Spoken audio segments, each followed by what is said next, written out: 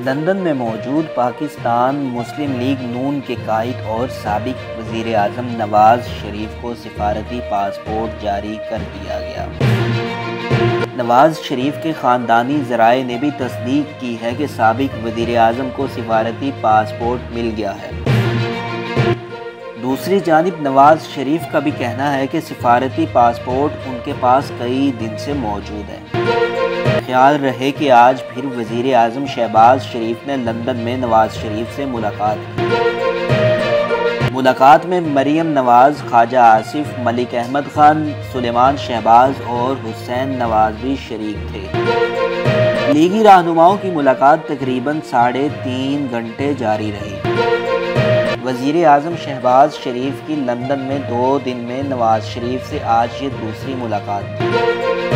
ज़राए के मुताबिक मुलाकात में PTI लॉन्ग मार्च, नए आर्मी चीफ की तकर्रुरी समेत महंगाई और दीगर उमूर पर गौर किया गया।